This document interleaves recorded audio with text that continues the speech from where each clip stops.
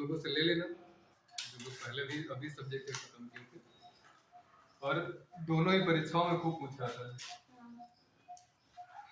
UPSC हो या फिर यूपीपीसीएस हो, है ना। और थोड़ा सा यहाँ पे काम ये करना रहेगा कि अगर इधर आप देखोगे तो ये करंट को नहीं जोड़ता। इसके जो क्वेश्चन रहते हैं वो डायरेक्ट किससे रहेंगे, अगर सब्जेक्ट लिख रखा है क्या एनवायरमेंट इकोलॉजी तो करंट अफेयर्स पे कम जाता है। लेकिन इनका कोई भी क्वेश्चन एनवायरमेंट का स्टैटिक से नहीं बना होगा। आधा उसका पोर्शन किसका होगा, करंट अफेयर्स का, और आधा कौन सा जो स्टैटिक पर्यावरण पारिस्थितिकी है ना उससे लिया होगा। तो ये थोड़ा सा काम आप कौन सा करते रहेंगे, करंट अफेयर्स वाला देखते रहेंगे अपने आप से, है ना। ये चीज ध्यान रखेंगे।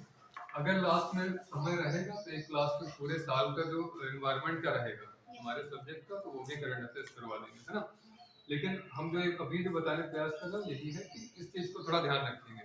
दोनों परीक्षाओं का क्योंकि अलग अलग पैटर्न रहता है, हम लोग कह देते हैं कि दोनों एक जैसी है, दोनों में बड़ा अंतर है। ये जो बात करता है किस पे, फैक्ट से बात करता है, क्योंकि पीसीएस जो परीक्षाएं करवाता है इनके क्वेश्चन जो रहते हैं किस पे, तथ्यात्मक रहेंगे, खूब फैक्ट्स होंगे। और जो यूपीएससी है इससे बात करेगा कंसेप्ट की, है ना। ये किस पे रहते हैं, इसके सारे क्वेश्चन कैसे रहेंगे, कंसेप्चुअल। हम दोनों का प्रयास करेंगे। हम जो क्लास स्टार्ट करेंगे क्या दोनों को लेके चलेंगे, जैसे अभी तक हुआ था ओवर किए थे उसी तरीके से। फिर उसके जो लोग पढ़ चुके हैं उनके लिए थोड़ा आसान रहेगा, जो लोग नहीं पढ़े हैं वो लोग बोर्ड पे ही रहेंगे, लिखेंगे नहीं कुछ, उनको थोड़ा ठीक नहीं लगता। क्योंकि एकदम बैठे रहो, देखते रहो सारी चीजों को, दिमाग में बसाने का प्रयास करो। अब तो नोट ही हो चुका है ना। अब तो ये समस्या नहीं रहेगी, जो लोग पुराने हैं वो तो नोट है उनके पास। सर हम लोगों को ऐसे नोट कराते रहते हैं, साथ में नोट करो नहीं तो बाद में नहीं छोड़े। कौन कह रहा था ऐसे तो सब लिखवाते रहते हैं। नहीं, हम साथ में कभी नहीं नोट करवाते, क्योंकि अगर आप मस्तिष्क की देखो आदत ये बनना ये है कि अपना अपना थोड़ा तरीका रहता है। हमारा रहता है कि दो नाव पे एक साथ ना चला जाए। जब आप समझ रहे हो ना, और जब समझ रहे हो समझाते हैं, जब समझ रहे हो तो क्यों समझो, और काम आपके वही आएगा। फिर एक बात और रिपीट करना है कि जो भी यहाँ बताएंगे उसका 90 से 95% वही होगा जो किताबों में लिखा हुआ है ना। हम कुछ एक्स्ट्रा नहीं लाएंगे। एक्स्ट्रा जो होता है वो होता है लैंग्वेज। जैसे हम लोग अपने, इसलिए हम लोग प्रभावी ज्यादा होते हैं। किताबें जो लिखी होती हैं वो सबके लिए होती हैं, पूरे भारतीय जहाँ जहाँ पढ़ी जाए सबके लिए होती हैं। तो वो प्रयास ये करते हैं कि हमारी भाषा शैली ऐसी रहे कि हर व्यक्ति उससे क्या हो, सेटिस्फाइड रहे। हम लोग चूंकि लोकल के हैं व्यक्ति तो अपनी भाषा में बोल देते हैं, जिस भाषा में आप समझते हो उसी भाषा में बोलते हैं लोग। जब भी क्लास रहेगी तो बताया जाएगा, तो वो थोड़ा सा आसान हो जाता है ना। और क्योंकि हम लोग किताबें जो लिखते हैं वो सब बड़े राइटर होते हैं, तो उनका जो आईक्यू लेवल भी ज्यादा होता है, तो हिसाब से लिख दिए। फिर हम लोग अब स्टार्ट किया जाए आगे, मतलब चलो पहला बताया गया था क्या,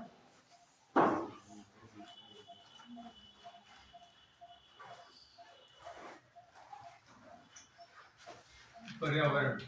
पहला हम इसका परिचय जान लेते हैं। पर्यावरण का परिचय छोटे बच्चे पढ़ते चले आए होंगे। परि का मतलब क्या, चारों तरफ।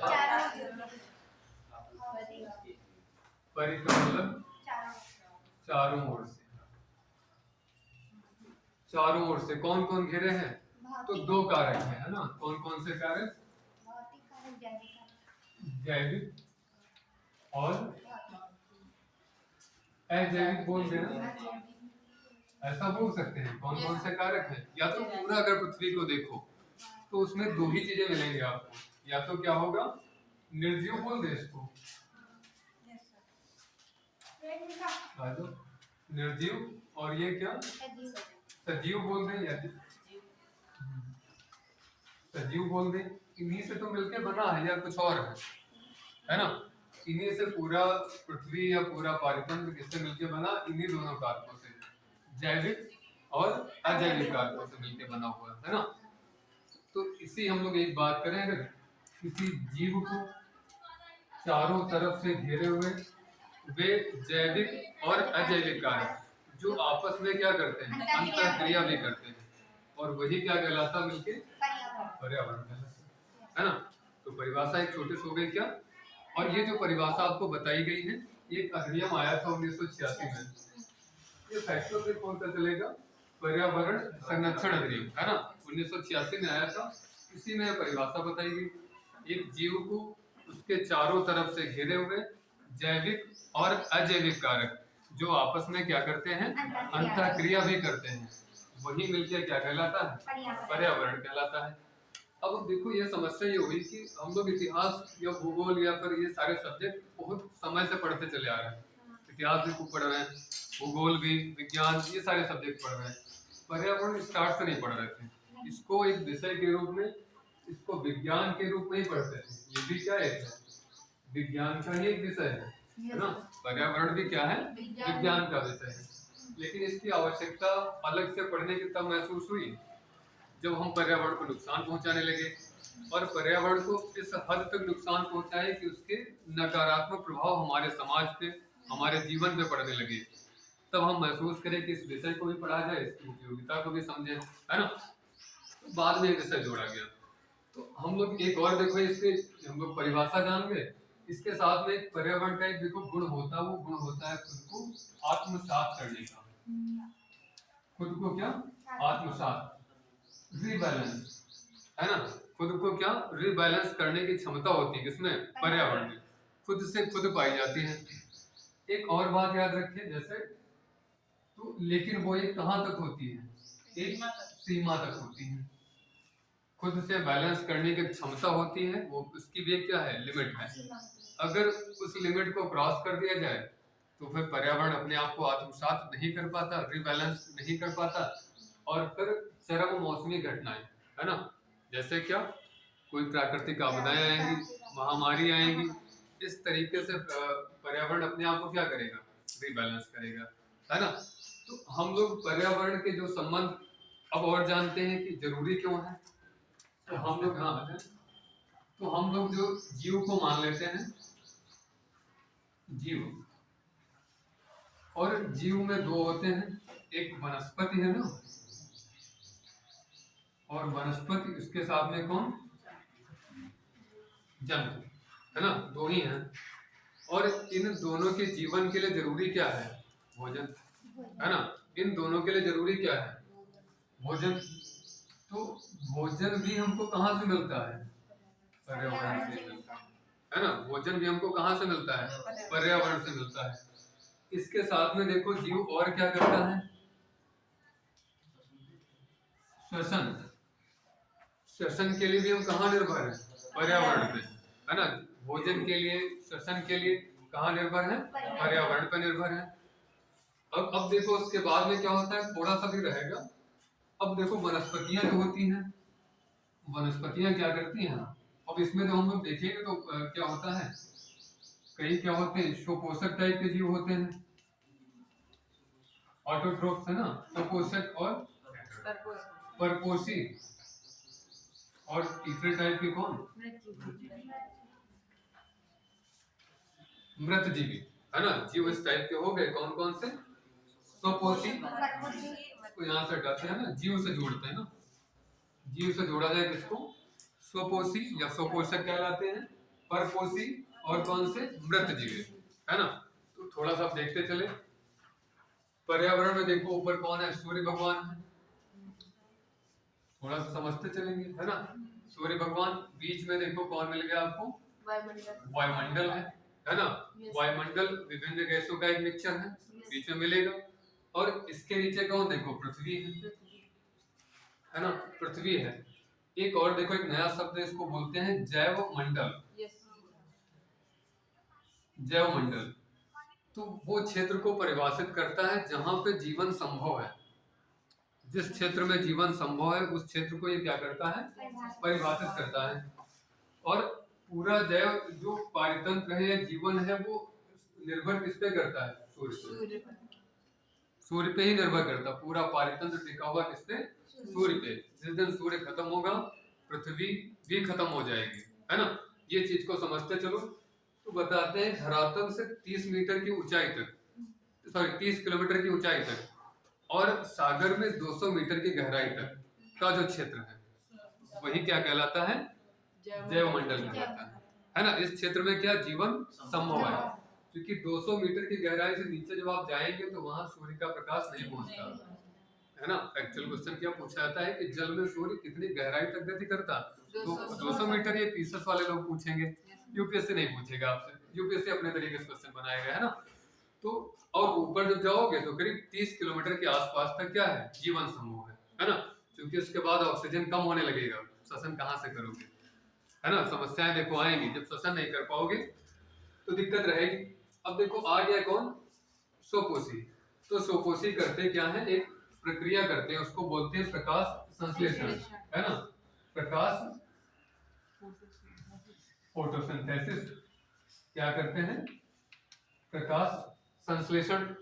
और प्रकाश संश्लेषण करने के लिए हमको चाहिए क्या क्या होता है, हमको क्या, पादपों को रॉ मटेरियल के रूप में पानी, है ना, क्या चाहिए होता है, जल, सूर्य का प्रकाश और एक और गैस है कार्बन डाइऑक्साइड, जो ठीक ठाक मात्रा में बढ़ती जा रही है ना। जैसे जैसे समय बढ़ रहा है, औद्योगिक गतिविधियां बढ़ रही हैं, मानव सभ्यता का विकास हो रहा है, वैसे वैसे वायुमंडल में किसकी सांद्रता बढ़ती जा रही है, कार्बन डाइऑक्साइड की। इसका मतलब ये तो खूब चलता रहेगा, प्रकाश संश्लेषण वाली क्रिया क्या है, प्रॉपर चलती रहेगी। इसी क्रिया को करके भोजन पौधे क्या कर लेते हैं, अपना भोजन खुद बना लेते हैं, किसी दूसरे पे निर्भर नहीं रहते, और इसलिए ये क्या कहलाते हैं, स्वपोषक कहलाते हैं, है ना। ये क्या कहलाते हैं, स्वपोषी या स्वपोषक कहलाते हैं। अब देखो इसके बाद में इन पे निर्भर कौन रहता है, परपोषी, है ना। इन पे निर्भर कौन रहता है, परपोषी। जितने भी जंतु हैं वो प्रत्यक्ष या अप्रत्यक्ष रूप से किस पे निर्भर रहते हैं, इन्हीं स्वपोषियों पे, है ना। जैसे आप मान लेते हैं कि तो हम मांसाहारी हैं, है ना, तो आप हो सकता है बकरी खा लें, है ना। लेकिन बकरी भी किसको खा रही होती है, घास को, है ना। ये बात याद रखो। आप कहते हैं हम शाकाहारी, तो ठीक है, जाहिर अपना साग ही खाएंगे, फल खाएंगे, सब्जियां खाएंगे, है ना। तो ये सब क्या है, फल क्या है, स्वपोषी, वो किसी से नहीं जाता, अपने आप खुद बना लेता है ना अपना भोजन। तो परपोषी कौन हो जाते हैं, जो दूसरे पे निर्भर रहते हैं। और तीसरे टाइप के कौन आ गए, मृतजीवी। ये सारी बातें फिर आएंगी, अभी बस हम थोड़ा सा परिचय दे रहे हैं पर्यावरण का। ये जितने टर्म्स हैं ये फिर आएंगे दोबारा से, जब पारितंत्र पढ़ाएंगे तो वहां फिर आएंगे। अभी बस खाली परिचय जान लो थोड़ा सा, पर्यावरण होता क्या है, जरूरी क्यों। तो मृतजीवी कौन होते हैं, हम लोग देखे होंगे समाज में, जैसे कहीं एक पेड़ काट दिया जाए और ऐसे छोड़ दिया जाए, है ना, और एक जंतु को मार के डाल दिया जाए, छोटा सा जंतु है ना। और ये कौन है, वृक्ष, बिरवा, है ना, प्रीतम वाले, है ना। तो वृक्ष है, काट के डाल दिया जाए, है ना। तो हाँ, जंतु जो होता है किससे मिलके बना होता है, प्रोटीन से, है ना, प्रोटीन से मिलके बना होता है। ये क्या होता है, सेलुलोज से, सेलुलोज, है ना। तो आप देखते होंगे जब पेड़ काट के डाल दिया गया तो वो जल्दी वहां से खत्म नहीं हो रहा, पेड़ पड़ा हुआ है। लेकिन जंतु क्या है, 10, 15, 12 दिन में गायब हो गया, कहाँ चला गया। तो उसके लिए कौन है, मृतजीवी, है ना। कुछ कवक और बैक्टीरिया ऐसे होते हैं जो मृत जीव हो जाते हैं, जो जीव मर जाते हैं, उनके शरीर पर कुछ एंजाइम्स का छिड़काव करते हैं, और उससे क्या होता है, वो जो मृत शरीर था उसका पाचन होता है, और उसमें एक प्रक्रिया होती है, उस प्रक्रिया को बोलते हैं, वो जो सूक्ष्म जीव थे, या इनको अपघटक भी बोलते हैं, जो मृत जीवी होते हैं इनको क्या बोलते हैं, अपघटक, इंग्लिश में बोलते हैं डिकम्पोजर, है ना। क्या होते हैं, डिकम्पोजर। और वो क्या कर देंगे, उन जीवों को, जो जीव के पास था, वो शरीर जो बना हुआ है वो जटिल कार्बनिक यौगिकों से बना हुआ है, किससे, जटिल कार्बनिक यौगिक से। जब ये लोग एंजाइम छिड़केंगे, उसको खत्म करेंगे, तो वही जटिल कार्बनिक यौगिक कहाँ कन्वर्ट हो जाता है, छूट जाता है सरल अकार्बनिक यौगिक में, है ना। क्वेश्चन यही से पूछा जाता है कि मृतजीवी क्या काम करते हैं, तो मृतजीवी जटिल कार्बनिक यौगिक को कहाँ तोड़ देते हैं, सरल अकार्बनिक यौगिक में तोड़ देते हैं। ये बात याद रखोगे। तो 3 टाइप्स, और वहीं से अपना पोषण प्राप्त कर लेते हैं। ये पूरी प्रक्रियाएं क्या होती रहती, चलती रहती। हम फिर घूम फिर के चलते हैं कहाँ पे, तो जीव का जो जंतु का जो जीवन है वो निर्भर किस पे है, पर्यावरण पे, है ना। तो इसलिए पर्यावरण को बचाना जरूरी है। और बचाओगे तब जब पर्यावरण को जानते रहोगे। जब जानते नहीं हो कि पर्यावरण को हम नुकसान कैसे पहुंचा रहे हैं, है ना, जब जानोगे पर्यावरण को नुकसान कैसे पहुंचा रहे हैं, तभी तो वो सारी गतिविधियां नहीं करोगे। ऐसे तो आराम से प्लास्टिक बॉटल 4-5 बार इस्तेमाल करेंगे, देखेंगे, प्रयास ये करो कि कम से कम प्लास्टिक इस्तेमाल किया जाए, क्योंकि इसका अपघटन जल्दी नहीं हो पाता है ना, डिकम्पोज नहीं हो पाता प्लास्टिक, इसलिए इन सब चीजों का हाँ आ जाए। आराम से आया करो, बैठ जाया करो पीछे, कुछ पूछना नहीं, ठीक है। सारे लोग भावी अधिकारी हैं, है ना। भावी अधिकारी क्या, अपने अंदर फीलिंग लाओ एक अच्छे तरीके से। शुरुआत से भी कहे थे, एक इसमें आपके जो व्यक्तित्व में शुरुआत से झलकना चाहिए कि आप ऑफिसर बनने जा रहे हैं, है ना। और उसी तरीके से आपका एटीट्यूड रहना चाहिए, आप आए और हमसे बड़ा ओहदा आपका है, हाँ? ठीक है। चलो खैर, तो पर्यावरण को जान गए हम लोग। पर्यावरण क्या होता है, छोटी सी वो जो किताबों वाली परिभाषा आप जान गए, है ना।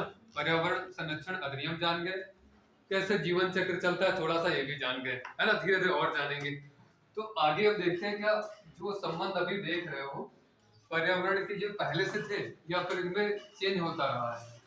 तो मनुष्य और पर्यावरण के संबंध कैसे रहे, एक दूसरे के सहयोगी रहे, है ना, पूरक रहे। अगर अच्छा शब्द बोले क्या, मनुष्य और पर्यावरण का एक दूसरे का पूरक है, सहयोगी है। इसमें संबंध कौन सा रहता है, बताएं। क्या नाम इसका, कहाँ गायब हो गई, कौन सा संबंध होता है मनुष्य और पर्यावरण में, बताओ। सहजीविता वाला। कौन सा होता है, सहजीविता का संबंध होता है। प्रकृति निर्भर किस पे करती है, मानव पे, और मानव किस पे निर्भर करता है, प्रकृति पे। तो इसी संबंध को जहाँ एक दूसरे पे दोनों निर्भर हो उसको बोलते क्या है, पूरक या सहजीविता वाला संबंध। ये आगे और भी आएगा, ठीक है। हम लोग अब थोड़ा सा और चले तो मनुष्य के संबंधों को परिभाषित करेंगे, पर्यावरण के साथ कैसे कैसे आगे बढ़े। ये लोग नोट्स के लिए परेशान ना हो, जिसका अच्छा होगा हम डेली डेली का नोट्स, जैसे आज जो चैप्टर है इसका हम अपना शॉर्ट नोट्स भी भेज देंगे, साथ ही में जो पिछली बार नोट करवाए थे वो भी भेज दिया करेंगे। तो अपना जाएंगे घर पर नोट कर लेंगे, तो जीवन में कष्ट नहीं आएंगे। अब ऐसे देखिए कष्ट इसलिए आएंगे क्योंकि अभी बड़ा अच्छा लगेगा, जब तक क्लास में रहेंगे तब तक सब आपको ठीक लगेगा। पर्यावरण संरक्षण अधिनियम भी है, पर्यावरण भी है, एक महीना बाद सब गायब हो जाएगा, इसलिए नोट्स बनाना बहुत जरूरी है, ठीक है।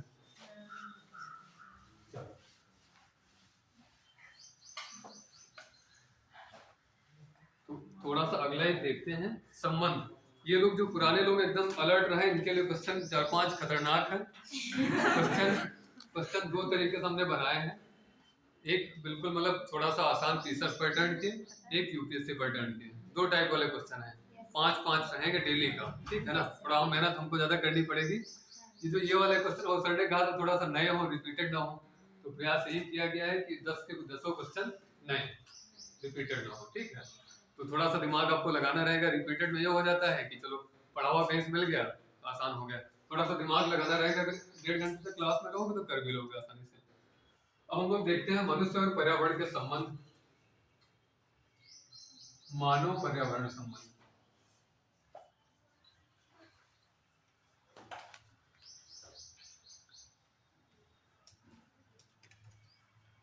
है ना, मानव पर्यावरण संबंध।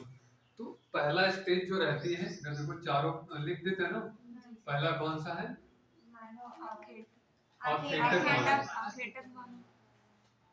आखेटक मानो, है ना। दूसरा कौन सा है, पशुपालक मानो। तीसरा है कृषक मानो, और चौथा है औद्योगिक मानव, है ना। ऐसे लिख दे, औद्योगिक मानव, हम, हाँ? औद्योगिक मानव। ये 4 तरीके जो मनुष्य और पर्यावरण के संबंध में जो चले हैं वो इसी क्रम में चले। देखते चले तो सब पढ़ा हुआ है, ठीक है, तो रिपीट हो रहा होगा। आखेटक, पशुपालक, कृषक, औद्योगिक। अब थोड़ा सा अगर हम लोग जाएं बिल्कुल आदिम जीवन पे, सबसे स्टार्ट में जाएं, ना तो फर्टिलाइजर्स थे, ना कोई कीटनाशक था, है ना, और ना ही इतना मनुष्य था, मानव भी जंतु भी इतना नहीं था। इसका मतलब जब जनसंख्या कम है तो हमको संसाधनों की आवश्यकता क्या रहेगी, कम ही रहेगी संसाधनों की आवश्यकता। तो इसलिए हम लोग क्या करेंगे, जो प्रारंभिक मानव होगा ना, उसे कोई कपड़े की ना समाज था, कुछ भी नहीं था। तो मनुष्य क्या करता था, कहीं फल मिले उनको खा लिया, और ऐसे ही गुफाओं में लेट गया, नहीं तो पेड़ों पे लटका हुआ है ना। पेड़ों पे सो, इच्छा हुई, गर्मी लग रही, पेड़ पे चला गया, पेड़ पे सो गया, ठंडक हो रही, गुफाओं में चला गया, वहीं पड़ा हुआ। तो ये मानव कैसा रहता था, एकदम आदिम मानव, ठीक है ना। पूरी तरीके से क्या है, प्रकृति पे निर्भर है। प्रकृति से क्या कर रहा है, जो फल वगैरह हो रहे हैं उनको प्राप्त कर रहा है, उनको खा रहा है। और पशु मिल गए जो उनका उनको मार रहा है, उनका मांस खा रहा है। ठीक, शिकार कर रहा है। अखेट करना उसी को बोलते हैं ना। अखेट मतलब खोजना चीजों को, है ना। शिकार जैसे जानवर नहीं तो उनको खोज के लाना। तो शिकार करता था, फल खाता था, पेड़ पे लटकता था या गुफाओं में सो जाता था। तो यही सारे काम कर रहा था। अब जैसे मनुष्य यहाँ पे था, यहाँ पे कोई आम वाला वृक्ष था, यहाँ से आम खाया और आम खा के गया वहां पे, उसकी गुठली जो थी वो लेके चला गया कहाँ, सिविल लाइन, है ना, वहां छोड़ दिया जा करके। उससे एक नया आम पैदा हो गया, है ना। तो और इसके अभी देखो पैदा किया मतलब जन्म ले लिया या फिर उगाया। पैदा होने से अच्छा शब्द क्या है, उगाया। तो ये क्या हो रहा है, मनुष्य पर्यावरण को क्या कर रहा है, सहयोग कर रहा है। मनुष्य क्या कर रहा है, पर्यावरण को सहयोग कर रहा है। जनसंख्या कम है, किसी भी तरीके से मनुष्य पर्यावरण को कोई नुकसान नहीं पहुंचा रहा है और पर्यावरण को क्या कर रहा है, बढ़ावा ही दे रहा है, उसके विकास में सहयोग कर रहा है। सेकंड मानो कौन सा है, पशुपालक। धीरे धीरे जनसंख्या बढ़ी, है ना। धीरे धीरे क्या हुई, क्रमिक, देखो समझते चले, धीरे धीरे जनसंख्या क्या हुई, बढ़ी, आवश्यकताएं बढ़ेगी, खाद्यान्न ज्यादा आवश्यकता होगी। तो अब केवल पेट नहीं भर रहा, किससे, फल से। केवल पेट नहीं भर रहा, मांस से। थोड़ा वैरायटी और लाई जाए। क्या वैरायटी जब लाई थी तो कहा कि अब मिल्क लेके आओ, है ना, मिल्क, दूध। तो अब हम क्या करेंगे, जो दुधारू पशु हैं, पशुपालन करना स्टार्ट करेंगे, वहां से भी पोषण प्राप्त करेंगे। तो सेकंड मानव कौन सा है, पशुपालक मानव। ये मानव भी पर्यावरण को कोई नुकसान नहीं पहुंचा रहा, किसी भी प्रकार से मानव पर्यावरण को कोई नुकसान नहीं पहुंचा रहा, है ना। पशुपालक मानव, पशुपालन से कैसा नुकसान, कुछ भी नहीं, थोड़ी देर के लिए।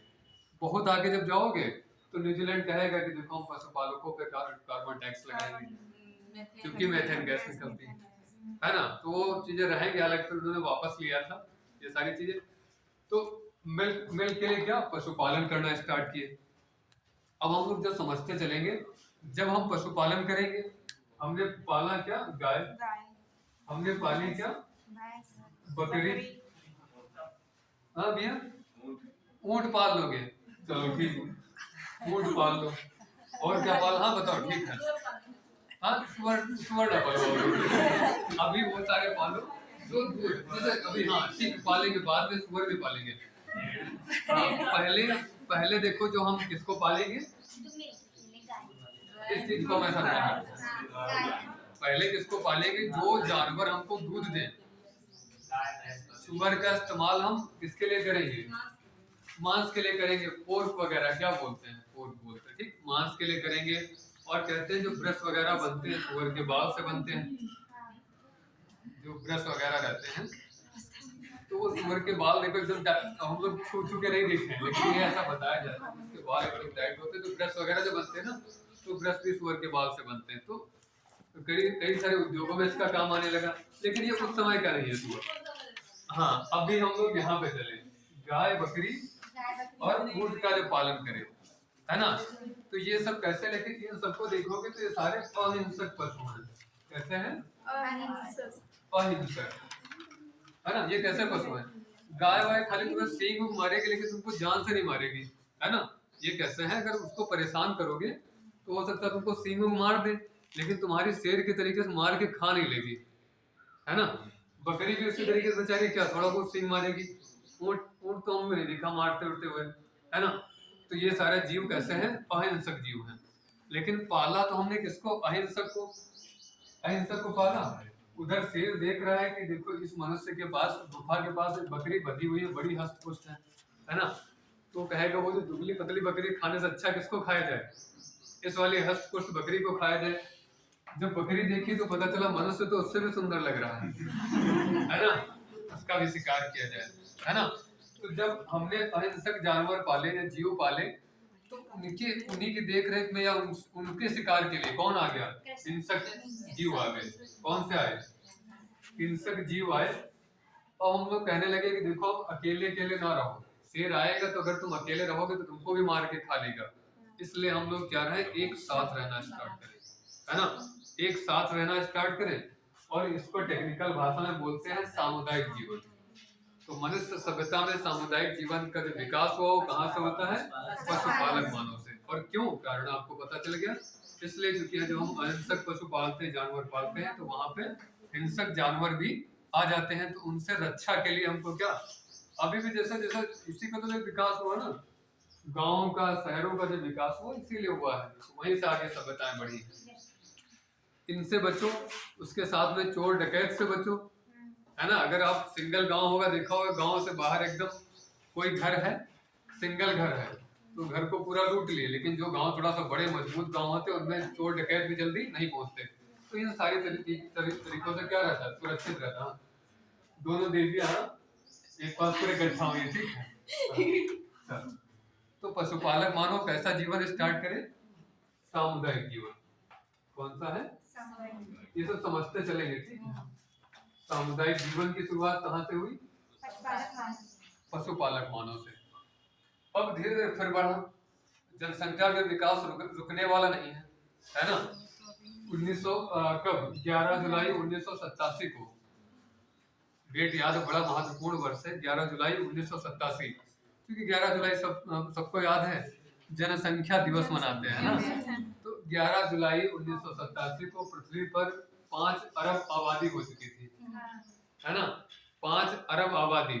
सोचो कितना समय लगा होगा जब से मनुष्य सभ्यता का विकास हुआ, तब से आते आते 1987 तक हम कितना हो पाए?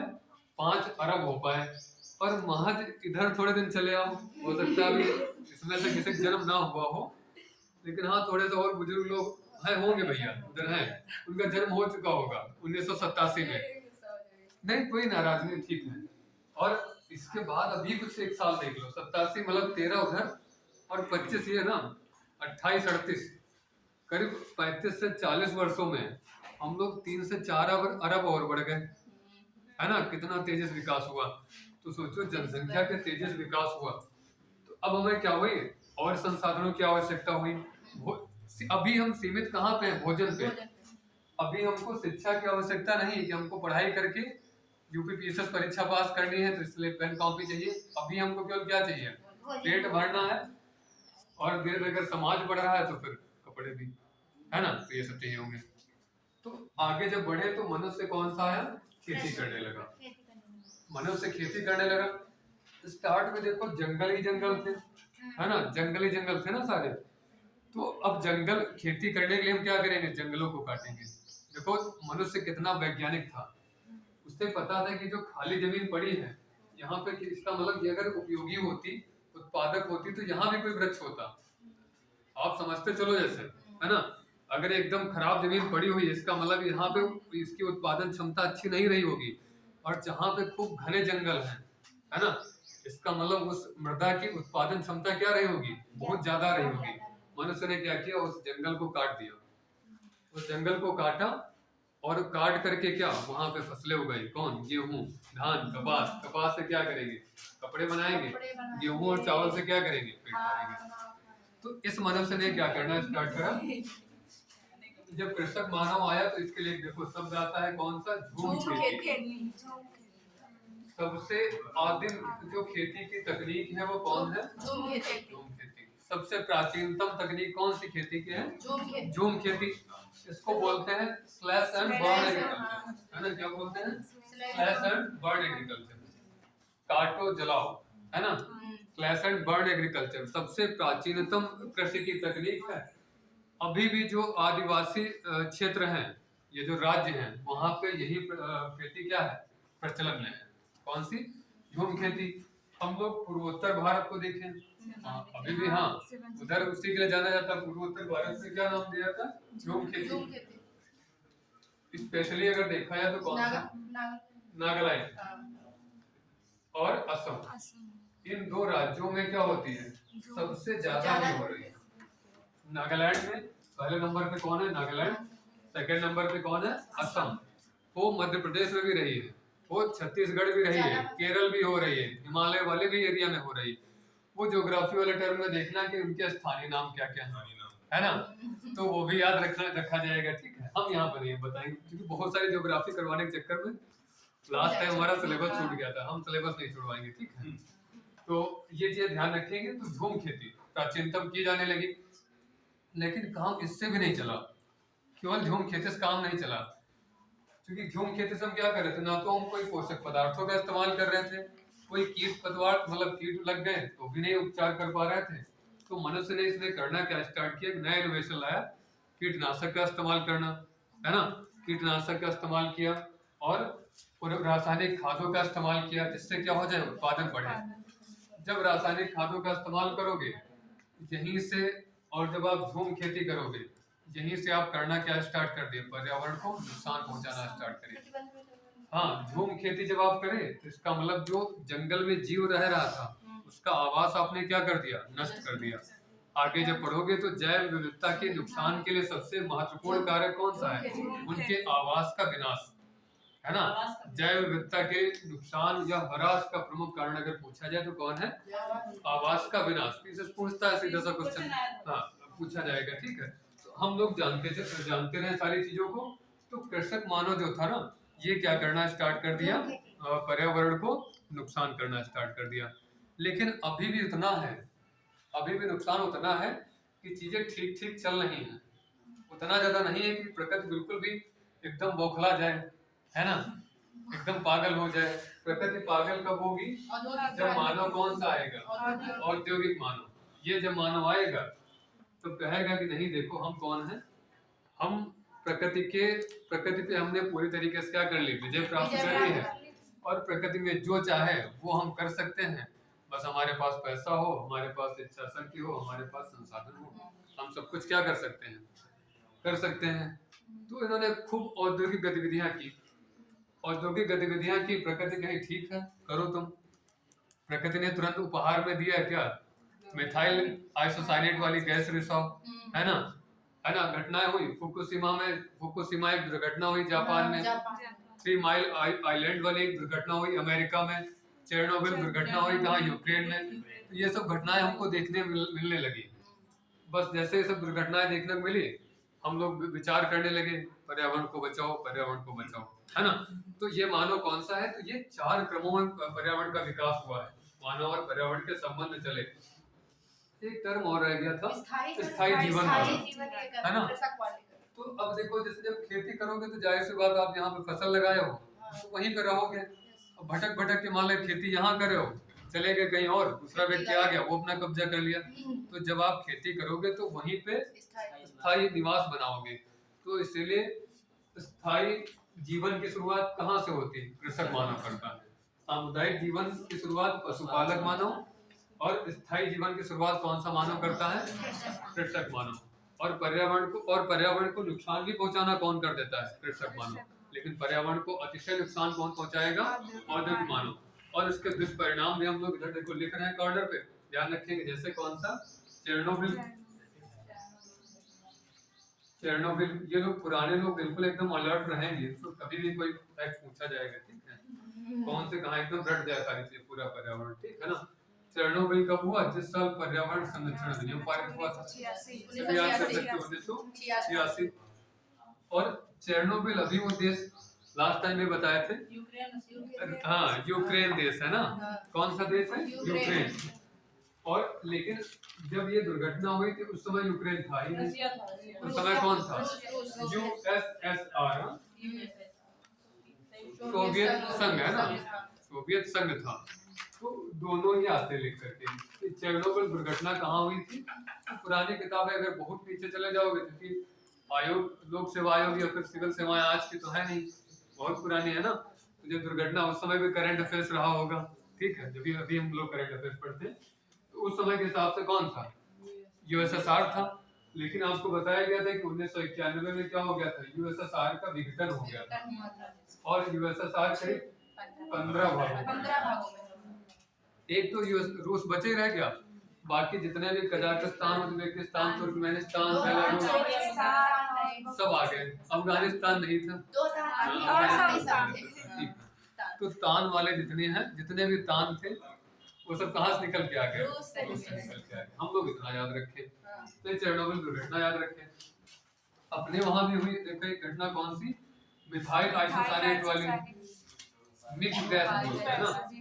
एक यूनियन कार्बाइड एक एजेंसी थी, फैक्ट्री थी, है ना, यूनियन कार्बाइड, और उसी के प्लांट था कहाँ पे, भोपाल में, है ना, भोपाल में। तो इसी को बोलते हैं भोपाल गैस त्रासदी, है ना, भोपाल गैस त्रासदी। और कब हुई थी, 1984 में, जिस साल इंदिरा जी की हत्या हुई, है ना। कौन सा वर्ष है, 1984 वर्ष है। वर्ल्ड कप का अगला साल, है ना, ओडीआई वर्ल्ड कप जीते थे कपिल देव। अभी देखो हम लोग कल चैंपियंस ट्रॉफी जीत गए, है ना। चलो 2013 में लास्ट तक 2013 जीते थे ना, अभी जीत गए। चलो, तो भोपाल गैस त्रासदी गैस कौन सी है, ये पीसेस वाले क्वेश्चन है, यूपीएससी नहीं पूछेगा, यूपीएससी पूछेगा क्रोनोलॉजिकल वाला, पीसेस लेकिन वो पूछता है कि तो ये बताओ भोपाल गैस त्रासदी कब हुई। तो हम लोग डेटो याद रखो, 3 दिसंबर। भोपाल गैस त्रासदी दिवस भी कब होता है, 3 दिसंबर। हाँ, 4 दिसंबर कह रही है कि 4 दिसंबर नौसेना दिवस होता है। हमको लगा अमेरिका तरफ चली गई है। हाँ? नहीं नहीं नहीं, वहां नहीं गई, याद आए तो 4 बोली तो हम बता ही देते। 4 जुलाई, जैसे हम लोग 15 अगस्त मनाते हैं, है ना, जैसे हम लोग 15 अगस्त मनाते हैं, इसी तरीके से अमेरिका भी मनाता है। अमेरिका कब मनाएगा, 4 जुलाई, क्योंकि 4 जुलाई 1776 अमेरिकन रेवोल्यूशन, है ना, अमेरिकी क्रांति हुई थी। खैर हम लोग अपने फिर से आते हैं, ये लोग भटका ही नहीं, ठीक है। भोपाल गैस त्रासदी, इसके बाद में देखो फुकुशिमा। हाँ, ऐसे जो नाम आए वो सब जापान वाले ही हैं, फुकुशिमा, ठीक है ना। फुकुशिमा 2011 में हुई थी, और ये कहाँ पे है, जापान में। ये परमाणु दुर्घटना थी, है ना। एक और है 3 माइल आइलैंड वाली दुर्घटना, 1979 में हुई थी, 1979, है ना। 3 माइल आइलैंड वाली दुर्घटना अमेरिका में। तो ये कुछ घटनाएं हमको देखने मिली जो पूछ भी लेता पेपर में, है ना। हम लोग थोड़ी दुर्घटनाएं याद रखेंगे, और ये पेपर में भी आता है, चाहे सेपरेट सेपरेट पूछ ले कि चेरनोबिल दुर्घटना कब हुई थी, कहाँ हुई थी, या फिर अगर जोड़ी बनाने वाला क्वेश्चन पूछ ले, 3 माइल आइलैंड लिखा हो एक तरफ, चेरनोबिल लिखा हो, फुकुशिमा लिखा हो, भोपाल गैस त्रासदी लिखा हो, या तो सामने वर्ष लिख देगा या सामने देश लिख देगा, दोनों तरीके से आपको बताना होगा, याद रहेगा ना। तो ये जो क्रमिक विकास हुआ ये भी हम लोग जान गए। उसके बाद में क्या, जो उसके दुष्परिणाम हुए औद्योगिक मानव के, वो भी हम लोग जान गए, है ना। आगे बढ़ा जाए, 2 मिनट तक खाली देख लेंगे, उसके बाद आगे बढ़ते हैं। सब में 2-2 मिनट का समय दिया जाए, फटाफट देखो फिर आगे बढ़ते हैं। हाँ भैया, लिखना उतना थोड़ी है, खाली ऐसे देखो, नोट्स भेजे जाएंगे। देखो प्रिया सही लिखी थी ना तो लास्ट टाइम, तुम्हारे नोट्स भेज दिया करेंगे लोगों को। अच्छा, इनके नोट्स सही बने थे ना, बढ़िया, कलर्ड लिखी है, बढ़िया, भेज दिया करेंगे डेली, लेकिन नोट कर लेना घर पर, ठीक है। देख लियो ना, बताओ, क्योंकि इन्हीं पे बेस्ड भी क्वेश्चन होंगे, ठीक है। सर ये वाला क्या बता रहे, 1979 वाला ऊपर था, 1991 लिखा है, 79 वाला, ठीक है। ये 3 माइल आइलैंड वाली, 3 माइल आइलैंड दुर्घटना, ठीक है ना। तुम्हारा नोट है ना, इनके पास होगा सारी चीज, ठीक है, दे दिया जाएगा। और अगर हमारे चाहिए तो ये सब आधे पेज में होगा, हम आधे पेज में सारा शॉर्ट नोट्स बनाते हैं। हम ये अपने भेजेंगे, दोनों ही भेजेंगे, ठीक है। हाँ। क्या भैया, ऐसा पेज कम पड़ जाएंगे। इनको अपना वाला भेज देना उनको, हाँ हाँ सब भेज देंगे, ठीक, परेशान हो। समस्या सॉल्व हो जाएगी, इनको मूव कर देना। ये लोग देखो, हम अहिंसक मानव हैं, ठीक है? हम गांधीवादी व्यक्ति, और हमसे ऐसा भगत सिंह वाली बातें करने लगते हैं ना। है कि नहीं, बताओ। बेचारा है ना, हिंसा करने के लिए, हिंसक होने के लिए थोड़ा पर्सनालिटी होना जरूरी। हम लोग चाह करके हिंसा नहीं कर सकते। महात्मा बुद्ध ने हिंसा की बात तब करी थी जब बहुत दिनों तक भूखे रहे थे। कहते हैं कि उन्होंने जब अपने पेट में हाथ लगाया तो उनका पेट जो उंगली थी, पीछे वाली जो रीढ़ की हड्डी थी वहां लगी थी जाकर के। और अहिंसा की बात ही करेंगे, कहाँ से कर सकते हैं हिंसा की बात, है ना। हिंसा की बात तो वो करेगा जिसको क्षमताएं होंगी, है ना। खैर ये सब तो प्रमोद का विषय हो गया, लेकिन हिंसा अहिंसा एक बड़ा शब्द है, ठीक है। ये सब वही व्यक्ति कर सकता है जो सबसे शक्तिशाली है। हिंसा करने के लिए सींग वगैरह की होनी चाहिए। नहीं भैया, कोई सींग काहे के लिए, आप हथियार के रूप में सींग को काहे देख रहे हैं। चाकू है, महिलाएं नाखून बढ़ा लेती हैं। एकमात्र यार सिंह थोड़ी है, अब नहीं करा, अब लोग भी मानो है। एक से एक इतना देखो हथियार बनना है तो इस्तेमाल करो, चाकू कट्टा है देखो आप लोकल लैंग्वेज में कट्टा। चलो खैर ये हो गया, ऐसे समझते चलेंगे चीजों को, ठीक है, एकदम ना बोर हो। लेकिन इन सब चीजों के बीच में जो जरूरी है वो याद रखेंगे, है ना। अगला देखते हैं कौन सा सिद्धांत, है ना। अगला कौन सा है, पर्यावरण के सिद्धांत।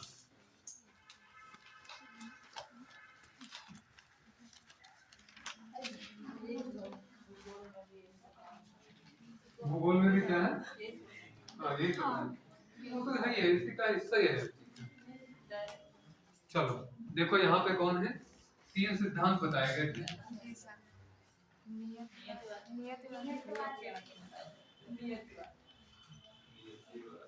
नियतिवाद, संभववादी,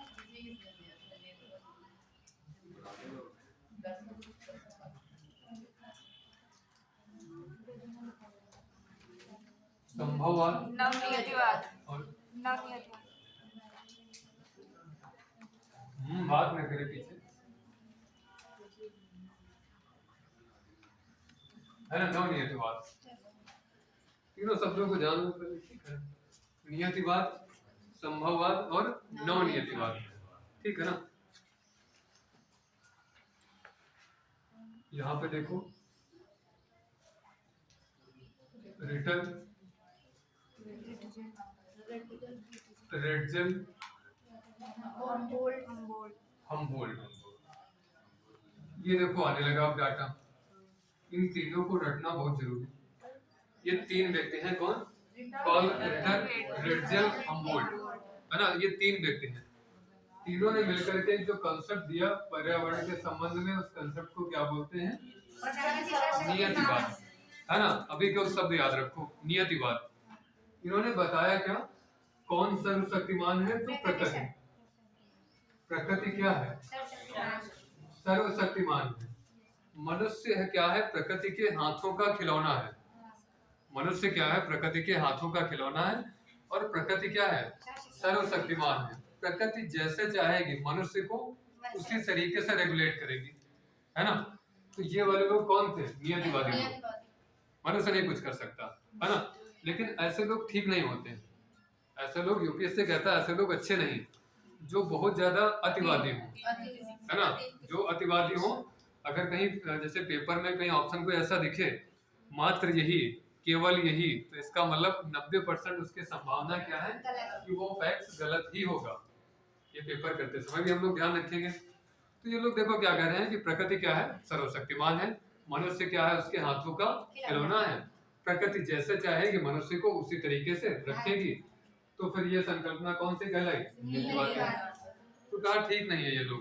एक दूसरे व्यक्ति आए, ये क्या कहते हैं, संभववाद, Vidal de la Blache, Vidal de Laplace,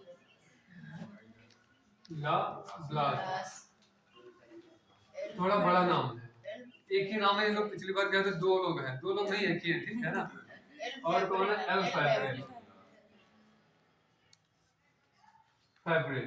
इन दोनों व्यक्तियों को याद रखोगे। वाइडल डी लाप्लास है, नोट ना करे भैया, ठीक है। और आप कुछ भी करोगे सब नोट हमको दिखता रहेगा, ठीक। जितने ज्यादा संख्या बढ़ती उतने ज्यादा हमारी आंखें तेज हो जाती है ना।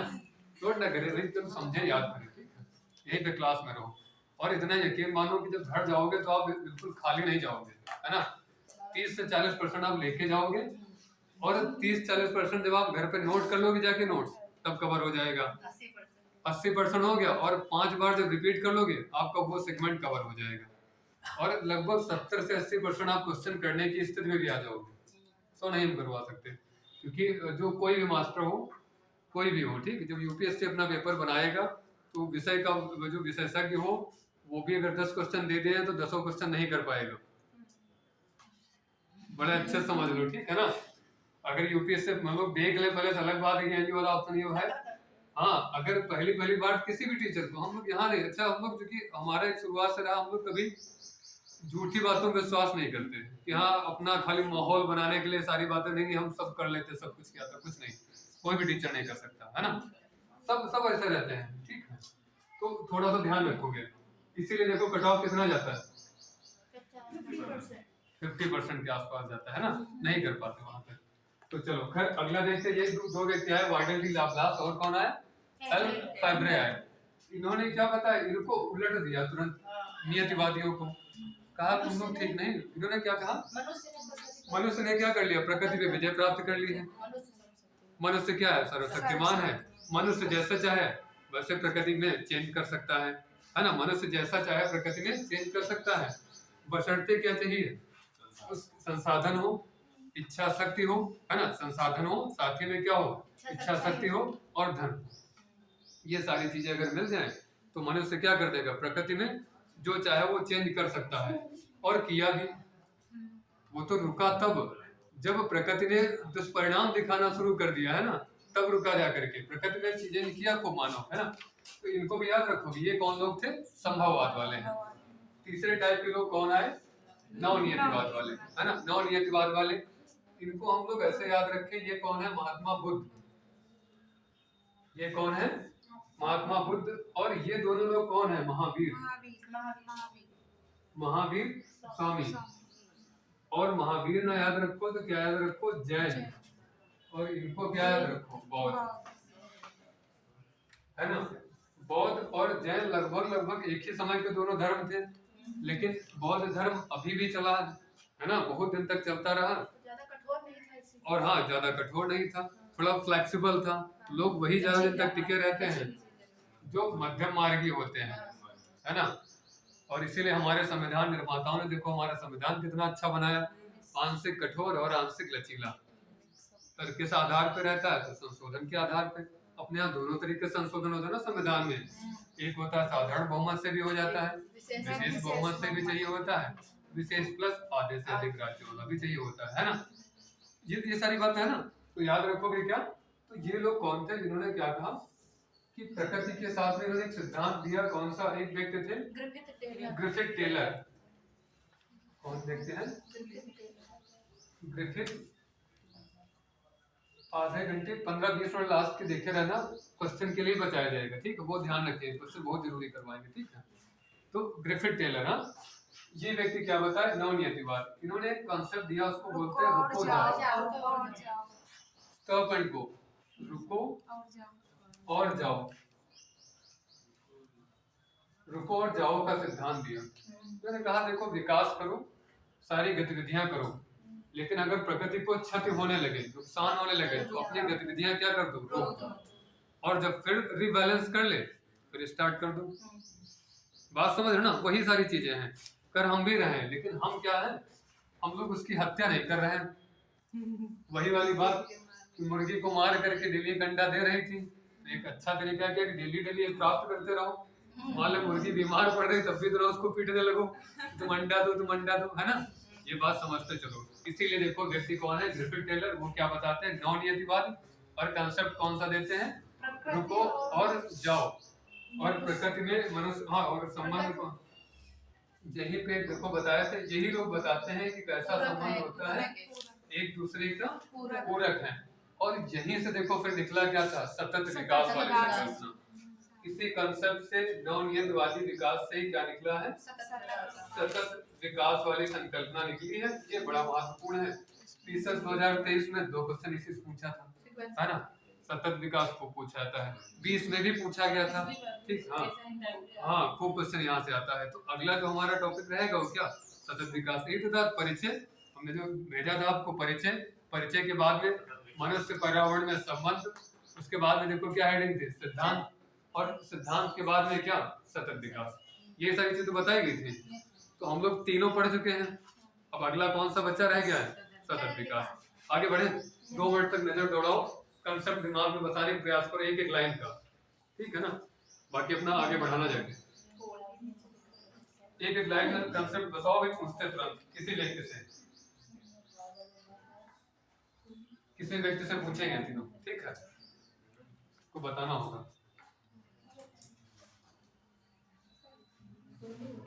होली है, देखो इसका भी आनंद लिया जाए। कहाँ ये सब सौभाग्य था है ना। कहाँ ये सौभाग्य था कि तीनों ही माध्यम में पढ़ा लिए, वो व्हाइट बोर्ड में पढ़ा लिए और उसके बाद में डिजिटल बोर्ड में पढ़ा लिए ना। उसके बाद में फिर से वापस कहाँ है जहाँ से बचपन शुरू किया था, चाक वाले भी आ गए ना, बढ़िया। हाँ डस्ट, श्याम पट, श्याम पट हिंदी वाले हमसे बताएगा, कोई जो हिंदी का एकदम कठिन कठिन शब्द हो बताओ, हम बताएंगे, ठीक है। श्याम पट बताएंगे तुमको हम देखो जो वॉशिंग मशीन है उसकी हिंदी बताएंगे, एक्वेरियम जो होती है उसकी हिंदी बताएंगे, जो जल जीवन शाला होती है, ठीक है ना, सब बताएंगे, एकदम टिपिकल हिंदी जो रहेगी सारी बताएंगे।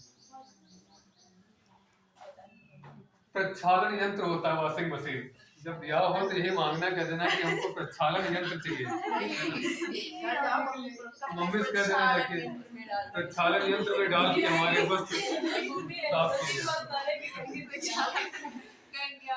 वाली पार्टी ये कौन सा यंत्र नया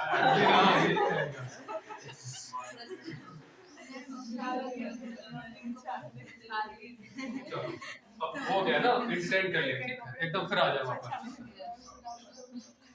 इस व्यक्ति को तीनों सिद्धांत पता है, जो नाम से बता दे, जिस व्यक्ति को याद हो, ये लोग नहीं, ये लोग पढ़ चुके हैं, जो लोग नए हैं वो लोग बताएं, जिसको तीनों सिद्धांत याद हो गए हो तुरंत बता दें, बता दीजिए। हाँ नए कहाँ से हो गए, पुराने हो, कभी कभार नहीं पढ़े, ये लोग बताएं। हाँ याद है भैया, हाँ ऐसे बैठे रहो, ऐसे बताओ। हाँ तीनों नियत बात में क्या था, ये फैक्टर से प्रेमी थे, मतलब फैक्टर जो वो करते थे, और जो हाँ बोलो जो भी बोलो, ठीक तो संभववाद से मतलब जो संभव वो करो।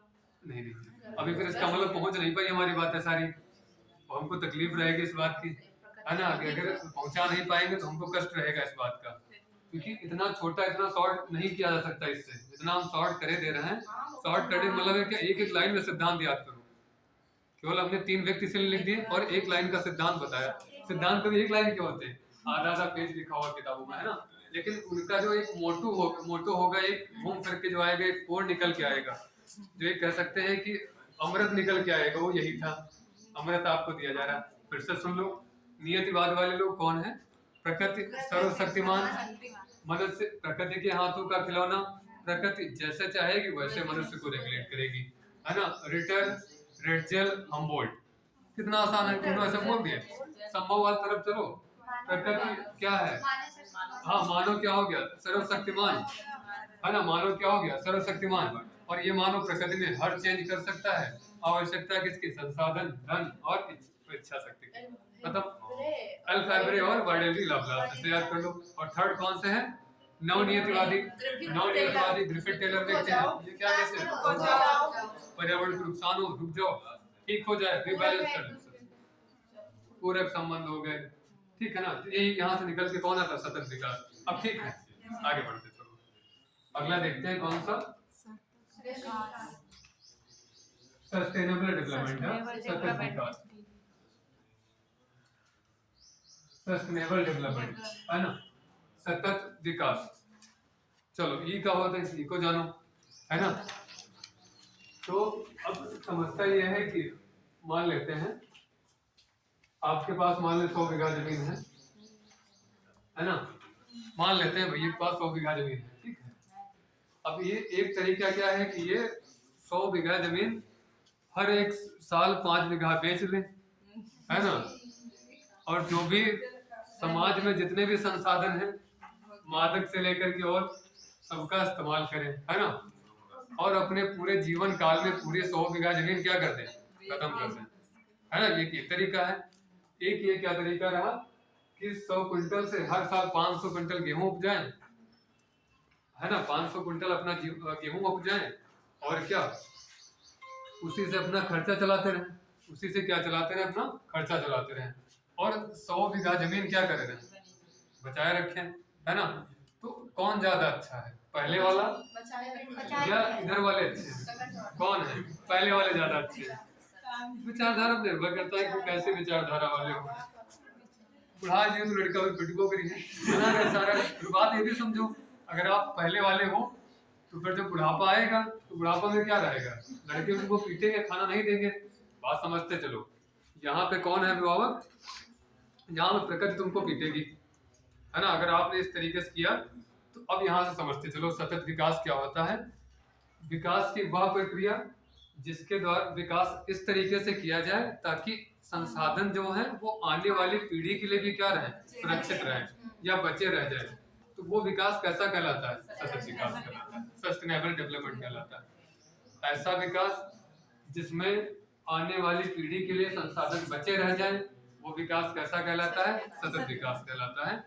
अब ये देखो, हाँ पीछे बीच में ये बीच वाले लोग बात न करें, अच्छा नहीं लगता। अभी क्वेश्चन आएगा तो खूब बताना, ठीक, इन्हीं लोगों से पूछा जाएगा, 3-4 लोगों से, ठीक है।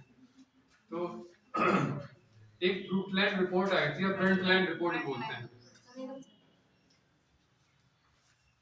प्लीज समझ से आया करें। सर थोड़ा मम्मी की तबीयत खराब ठीक ठीक ठीक ठीक है, ब्रंटलैंड रिपोर्ट प्रस्तुत की गई कब, 1987। और 1987 में इसका एक ब्रूटलैंड रिपोर्ट में शीर्षक से रिपोर्ट प्रकाशित की गई, आवर कॉमन फ्यूचर। कौन सा, आवर कॉमन फ्यूचर। और इसी ब्रंटलैंड रिपोर्ट में पहली बार सतत विकास को परिभाषित किया गया है ना। इसी ब्रूटलैंड रिपोर्ट, जो ब्रूटलैंड या ब्रंटलैंड रिपोर्ट जो थी 1987 में आई थी, और इसका शीर्षक क्या था, आवर कॉमन फ्यूचर। ये सारे क्वेश्चन पूछे जाते हैं, यहाँ से ध्यान रखना, हर एक बात को याद रखते चलना। 2020-21 में क्रोनोलॉजिकल क्वेश्चन यहाँ से आया था, आवर कॉमन फ्यूचर भी दिया हुआ था, और उसके बाद में अगला एक और कौन सा रहता है, we want future, we want future, ये भी दिया हुआ था, ठीक है। और एक दो शब्द थे, तो हम लोग ध्यान रखेंगे। हालांकि जो ये शब्द था, सतत विकास शब्द था, इसका इस्तेमाल IUCN ने सबसे पहली बार किया था। ये अभी लास्ट टाइम 2-4 दिन पहले अभी संगठन करवाया गया, ठीक है। तो IUCN ने सबसे पहली बार इस शब्द का इस्तेमाल किया। परिभाषा सबसे पहली बार कब दी गई, ब्रंटलैंड रिपोर्ट के माध्यम से दी गई, है ना। तब इसी पर सतत विकास पर पहली बार एक सम्मेलन बुलाया गया, और उस सम्मेलन का नाम क्या है, पृथ्वी सम्मेलन। और ये भी कुछ ही दिन पहले करवाए हैं। इसमें 4-5 बातें हुई थी, है ना। पृथ्वी सम्मेलन। उन दिनों ब्राजील की राजधानी ब्राजीलिया नहीं थी, उन दिनों ब्राजील की राजधानी क्या थी, रियो डी जेनेरियो, है ना। उन दिनों 1992 में ब्राजील की राजधानी क्या थी, Rio de Janeiro, Rio de Janeiro थी, जेनेरियो थी। तो पूरी पृथ्वी के लोग इकट्ठा हुए थे। पूरी पृथ्वी का मतलब क्या था, यूएनओ जो है उसमें रजिस्टर्ड कितने देश है, 193, है ना। यूएनओ में कितने रजिस्टर्ड हैं, 193, लेकिन 197 देश शामिल हुए थे। आप सोचो 197, ऐसा कोई देश नहीं था जो शामिल ना हुआ पृथ्वी सम्मेलन में। पेरू नहीं आ पाया था, तो ये ध्यान रखेंगे क्या, हाँ आ जाता, चलो ध्यान होंगे टेक्निकल दिक्कतें, हम लोग फिलहाल याद रखें। तो पहला पृथ्वी सम्मेलन कब हुआ, 1992 में, और इसी सतत विकास के लिए हुआ था। इसको फिर से एक बार और बताया जाएगा। अभी हम लोग यहाँ तक ध्यान रखें कि यहाँ पे एक रिपोर्ट प्रकाशित की गई इसी के बाद में, उसको बोलते क्या है, एजेंडा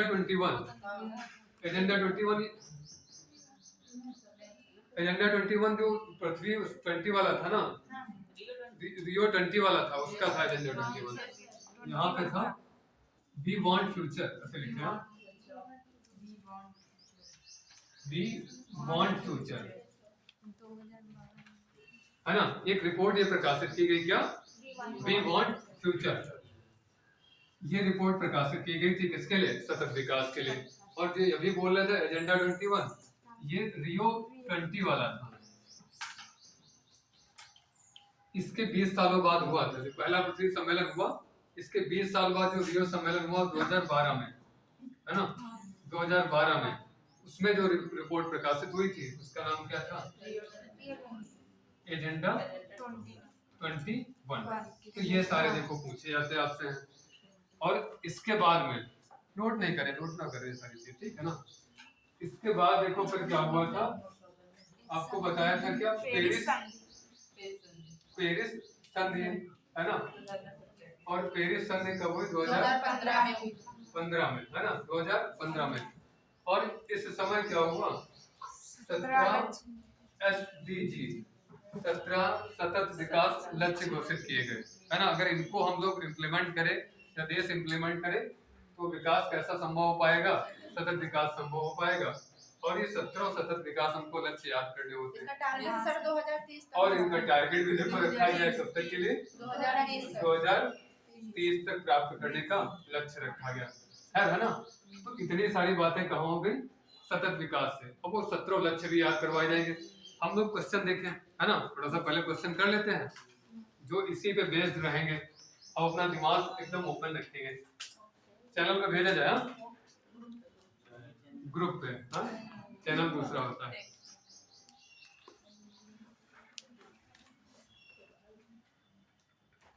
पहले ये लोग नहीं बात करेंगे, पहले सामान्य वाले भेज देना, पहले आसान आसान, फिर बाद में कठिन, सरल से कठिन की तरफ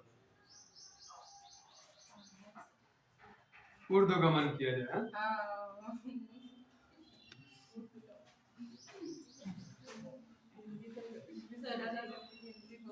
हिंदी कठिन होती है, हिंदी बहुत कठिन है। लोग जब इलाहाबाद रहते थे तो इतनी शुद्ध हिंदी बोले, वहाँ भी चूंकि वो पूर्वांचल वाला क्षेत्र लगता है ना, इलाहाबाद पूर्वांचल है मतलब, वहाँ पे लोग इतनी अच्छी हिंदी नहीं बोलते। हम लोग उनके हिसाब से बड़ी अच्छी हिंदी बोलते हैं, वो लोग खूब भोजपुरी इस्तेमाल करते हैं। मिर्जापुर क्रैश कोर्स वाले भेजा जाए ना। ये लोग देखो पहुंच गया, देखो पहले क्वेश्चन का विचार करो। ये लोग थोड़ा सा जज्बातों पर नियंत्रण रखेंगे, ये वाले लोग पहले प्रयास करेंगे, ठीक है ना।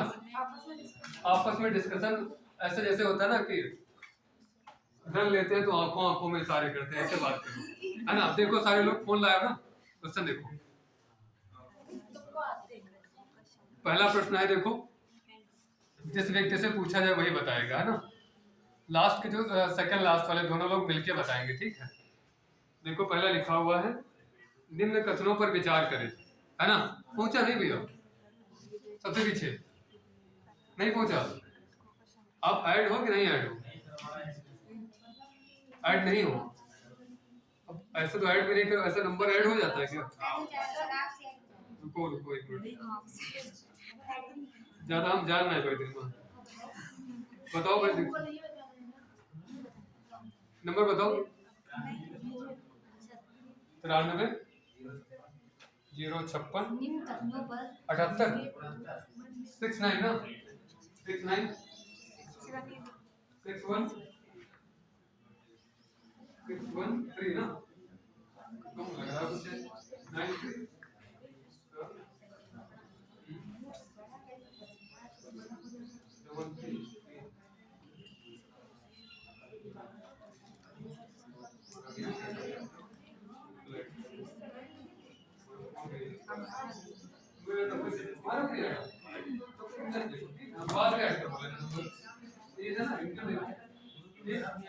आपका भी ऐड कर देगा, आप थोड़ी देर के लिए इन लोगों को देख लो, ठीक, अभी ऐड कर देंगे। क्वेश्चन देखो जरा, मैं तो इधर चल रहा लाइव। चलो पहला बताओ, अच्छा दोनों लोग मिलके।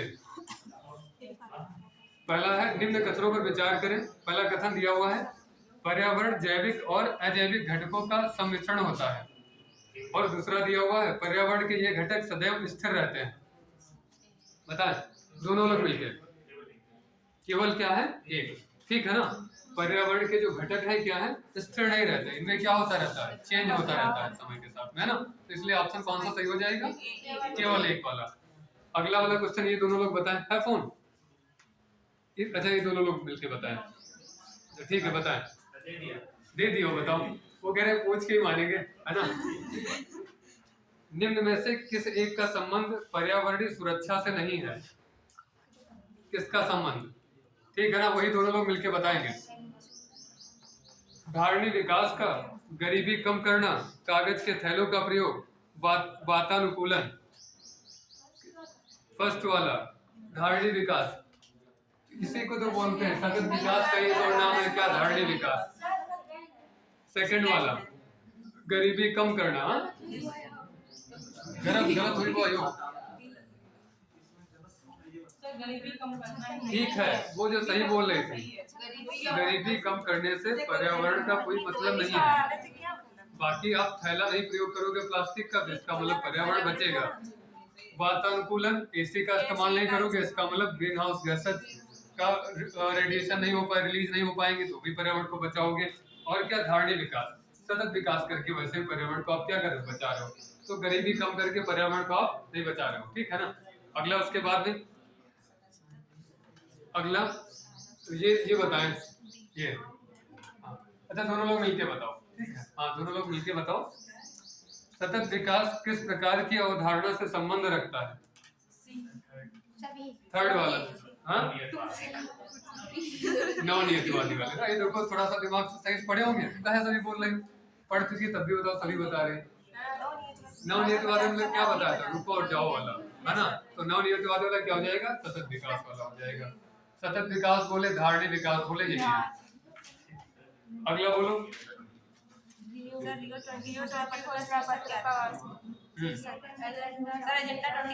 एजेंडा 21, ठीक है ना। अगला देखो, बड़ा आसान है, ये कौन बताएगा। चलो ठीक है, ये आसान हो गया। चलो, अब कठिन वाले भेजे जाए, है ना। कठिन वाले आते हैं।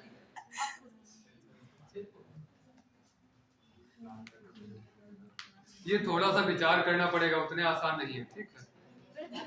हाँ, फिर भेज दिए, लेकिन बात नहीं करेंगे, थोड़ा सा विचार करो, थोड़ा सा उनसे कठिन है, थोड़ा सा लेवल बढ़ा हुआ। निम्न कथनों पर विचार करें। पहला कथन है, पौधे जैविक संगठकों में सर्वाधिक महत्वपूर्ण होते हैं। इसमें कोई भी आपको डायरेक्ट बात क्लास से नहीं मिलेगी, सब में आपको क्या करना पड़ेगा, अपना दिमाग लगाना पड़ेगा, ठीक है। पौधे जैविक संगठकों में सर्वाधिक महत्वपूर्ण होते हैं क्योंकि वे जैविक पदार्थों का निर्माण करते हैं। पहला स्टेटमेंट हो गया। सेकंड वाला क्या है, पौधे पर्यावरण के विभिन्न घटकों में जैविक एवं पोषक तत्वों की आपूर्ति करते हैं। आप बताएं, एक सही है, दो सही है, दोनों सही है, कोई ऐसा? बताओ, दिमाग लगाओ। दोनों सही लग रहे हैं ना। जो स्टार्ट वाली बात बताए थे ना, क्योंकि पौधे ही क्या कर रहे हैं, प्रकाश संश्लेषण कर रहे हैं, और वही फिर क्या करते हैं, हमारे लिए, अन्य जंतुओं के लिए भोजन का काम करते हैं। इसलिए देखो, पहला वाला क्या हो जाएगा, पौधे क्या करते हैं, जैविक घटकों में सर्वाधिक महत्वपूर्ण हो गए, ठीक बात है। और वे जैविक पदार्थों का निर्माण करते हैं, ठीक है, भोजन का निर्माण करके दे रहे ना, इसलिए जैविक पदार्थों का निर्माण करते हैं और पोषक पदार्थों और क्या है, पोषक तत्वों की आपूर्ति करते हैं। हम देखो बहुत सारी सब्जियां खाते हैं, फल खाते हैं, तो उनसे विटामिन वगैरह लेते हैं ना, विटामिन लेते हैं, मिनरल्स लेते हैं वो, और उसके साथ में और क्या, पोषक पदार्थ प्राप्त करते हैं। तो पोषक तत्वों का चक्रण भी किसके माध्यम से होता है, इन्हीं जैविक किससे, पौधों से प्राप्त करते हैं। तो इसका मतलब क्या हो जाएगा, ये दोनों सही हो जाएंगे, है ना। दूसरा वाला देखो, सर इसमें दूसरा फिर बी वाला सही है। हाँ प्लीज मार्केट नहीं, ऐसे बताओ, सेकंड, केवल सेकंड। करने की क्षमता। अच्छा, वो तो दूर से दिक्कत दिख रहा है। पहले लिखे थे आत्मसात करने की क्या होती है, क्षमता होती है, और यहाँ हम क्या कह दे रहे हैं, आत्मसात करने की। लेकिन ये यहाँ पे इसलिए आसान लगता है क्योंकि अभी पढ़ाए थे, है ना। जब वहाँ आएगा आत्मसात करने की क्षमता नहीं होती तो कहोगे हाँ नहीं होती, है ना। बात समझते चले, इसलिए बड़ा ध्यान। बाद में थोड़ा सा समझे गंभीरता को, इसलिए कह रहे कंसेप्ट को जानते रहे ना, वहाँ पे लगने लगे कि आत्मसात करने की क्षमता होती है, ठीक है। हाँ, तो इसका मतलब कौन सा सही हो जाएगा, केवल दो वाला, पर्यावरण और मानव एक दूसरे के पूरक है, ये तो लाइन बताई गई। चलो अगला, तीसरा वाला,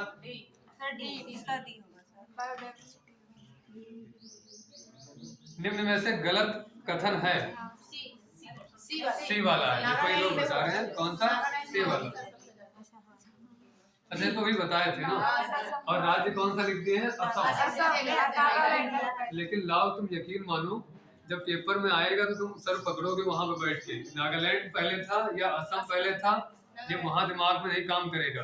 लेकिन तब हम विचार किस पे करेंगे, हम भूल गए, हमका नहीं मालूम है। नागालैंड पहले नंबर पर है, असम है, हमको नहीं पता। हम लोग अब अन्य 3 ऑप्शन पे विचार करें, है ना। देखो जो सेट किए गए हैं, पहला लिखा है झूम प्राचीनतम कृषि प्रणाली है, तो हम कंसेप्ट नहीं भूलेंगे, हम तथ्य भूल सकते हैं। नागालैंड क्या था? तथ्य था, वो एक फैक्ट था कि नागालैंड में सबसे ज्यादा होती है, लेकिन कंसेप्ट क्या है कि खेती की प्राचीनतम या आदिम प्रणाली कौन सी है पद्धति, तो झूम खेती। तो इसका मतलब पहला वाला स्टेटमेंट बिल्कुल सही है, कोई काट नहीं सकता उसको, है ना। ये सही हो गया, इसका मतलब ये वाला ऑप्शन में विचार ही नहीं हमको करना। सेकंड वाला देखो, झूम खेती को स्लैश एंड बर्न खेती कहते हैं, ये उसकी परिभाषा में ही दिया हुआ है, इसका मतलब इसको भी कोई नकार नहीं सकता, नहीं गलत कर सकता। थर्ड वाले विचार करो, अभी ना विचार करो, अभी चौथे वाले विचार करो। चौथे वाले विचार करो क्या, इसमें जैव विविधता को हानि होती है। तो जाहिर सी बात है, जब आप क्या कर रहे हो, आवास का विनाश कर रहे हो, तो पूरा पर तो जैव विविधता को क्या हो रही है, नुकसान हो रहा, हानि हो रही। इसका मतलब ये भी सेटिस्फाइड कर रहा है। अब वो तीसरा वाला जो बचा रहेगा ऑप्शन, भले सही हो, है ना, लेकिन हम क्या मान ले वो गलत है, गलत हो गया ना। तो इस तरीके से भी हमको यहाँ बता रहा है कि नागालैंड पहले नंबर पर है, असम पहले नंबर पे है। और पूरा देखो, पूरा प्रयास ये किया गया है कि जैसे लोग जब प्रीवियस ईयर करवाते हैं तब भी यही देखो बताते थे, अभी हम करवाए थे ना, एक एक लाइन से देखो उत्तर इनको करवा रहे थे। एक लाइन हम कहते ये पढ़ो, और देखो यही लाइन तुरंत बता रही कि ये वाला ऑप्शन 3 ऑप्शन काट दो। अभी तो करवा थे ना 3-4 दिन पहले जब क्लास हुई थी तब करवा थे, हमने कहा देखो एक ऑप्शन पढ़ो और एक लाइन से तीनों ऑप्शन क्रॉस कर दो। हमको नहीं पता उसके बारे में, तब भी सही हो जा रहा था, है ना। तो ये ध्यान रखोगे, उसी तरीके से हम प्रयास करें, उसी तरीके से बनाने का, आगे बेहतर रहेंगे। नेक्स्ट वाला देखो, देखो लिखा हुआ है क्या, भावी पीढ़ियों के लिए संसाधनों के को सुरक्षित रखते हुए विकास करना कहलाता है। क्या कहलाता है? सतत कहलाता है, टिकाऊ कहलाता है, समावेशी कहलाता है, आर्थिक नियोजन कहलाता है, सतत विकास कहलाता है। अब हम तीनों चारों शब्द बता दें आपको, ठीक है ना, चारों आए तो इसलिए जान लो चारों। टिकाऊ किसमें आता है? सतत, थोड़ा सा है इससे जुड़ा हुआ है, लेकिन जब हम लोग जैसे देखते हैं ना, हाँ, जब आएंगे तो दूर से क्या बाली सुग्रीव एक जैसे लगेंगे, लेकिन जब हमारे पास सूक्ष्म दृष्टि होगी, हाँ, तो फिर हम लोग नजर दौड़ाएंगे कि हाँ देखो सुग्रीव कौन है और बाली कौन है। जिसकी ग्रीवा सुंदर वही सुग्रीव, है ना।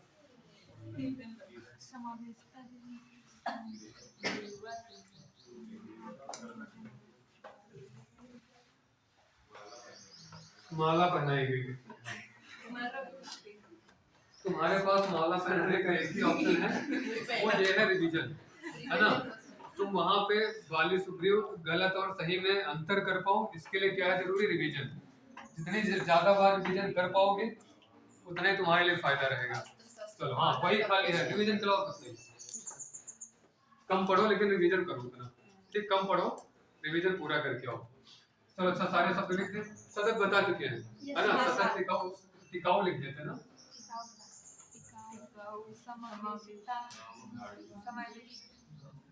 लिख दिए भाई लोग, टिकाऊ हो गया। चलो सतत भी लिख देते हैं, धारणी यही है, ठीक है, जो सतत और सस्टेनेबल यही हो गया, धारणी विकास भी यही हो गया। अगला वाला और कौन लिखा है?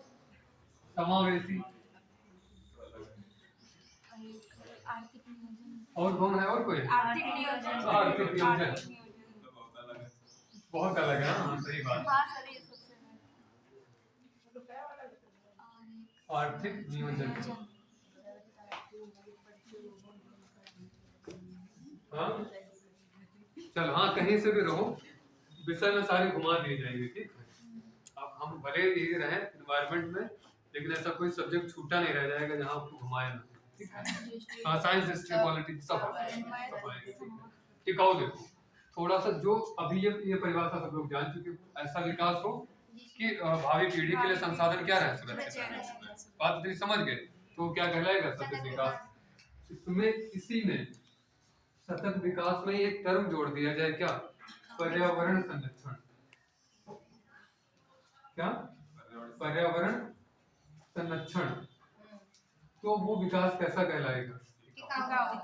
तुरंत अंतर समझो कि सतत विकास क्या था, संसाधन सीमित मतलब बचाने का बात हम लोग कर रहे थे, लेकिन उसमें विकास में अगर किसको जोड़ दिया जाए, हम पर्यावरण संरक्षण भी कर रहे हैं, तब वो विकास की प्रक्रिया क्या कहलाती है, वो विकास कैसा कहलाता है, टिकाऊ विकास कहलाता है। इधर आ जाए हम लोग समावेशी। तो समावेशी क्या होता है, ये वो उसका है सामाजिक नियम वाला है, तो इसको क्या बोलते हैं, सब सबका विकास प्रकार से, हाँ सब सबका कर लो और सब प्रकार से, सबका और कैसा, सब प्रकार, सब प्रकार। इसका मतलब क्या हुआ, खाली ये नहीं कि आपको शिक्षित कर दिया जाए, खाली ये नहीं कि आपका आर्थिक विकास कर दिया जाए, खाली ये नहीं कि आपका राजनीतिक, सामाजिक, आर्थिक, राजनीतिक, अगर ये सब कुछ आपका विकास किया जा रहा है, आपका उत्थान किया जा रहा है, तो आपका विकास कैसा कहलाएगा, समावेशी विकास कहलाएगा, है ना। सबका विकास, सब प्रकार से विकास, वो कैसा विकास, समावेशी। आर्थिक नियोजन ये पूरा इकोनॉमिक्स का चैप्टर होगा, 2-3 दिन का है ना। और देखो हमारी क्लास में सुबह तो बिल्कुल ना करो, है ना, इतना अच्छा जैसे हम बोलते हैं खूब मधुर आवाज में, नींद आने लगती होगी ना, है ना। तो आर्थिक नियोजन क्या होता है, हाँ कोई किसी देखे ना, सब जो होगा खुद ही अलर्ट हो जाएगा, किसी देखा नहीं जाता है ना, आप एकदम एक्टिव रहो, हम उसको देख भी नहीं रहे हैं, है ना। ये क्या होता है, कई बार होता है जैसे बहुत जैसे बढ़िया कथा चल रही हो, आप एकदम तल्लीन हो जाओ तो आ ही जाती है, स्वाभाविक है, इसमें कोई बड़ी बात नहीं है। तो आर्थिक नियोजन क्या होता है कि हमारे पास संसाधन क्या है, सीमित, है ना, संसाधन क्या है, सीमित है, और हमारी जरूरतें क्या है, अधिक है, असीमित है, जरूरतें क्या है, असीमित है। तो वही सीमित संसाधनों से अपनी हम असीमित जरूरतों को कैसे पूरा करें, और वही पूरा करने का जो तरीका होता है, वो तरीका क्या कहलाता है, आर्थिक नियोजन। इससे सरल परिभाषा इकोनॉमिक्स में भी नहीं, ठीक है, सबसे सरल परिभाषा। टर्म को समझने के लिए हमसे हर एक परिभाषा बिल्कुल एकदम एक लाइन वाली याद रखो, बाकी फिर देखना जा करके, है ना। तो ये सारे शब्द हो गए, आज इतना ही था ना, इतना ही था। अगले दिन जो है सब कौन सा है, अगला जो भी रहेगा वो मैसेज करेंगे आपको, ठीक है ना। ये क्लिक बंद कर दो, हाँ फिर बातचीत करिए थोड़ा सा, अभी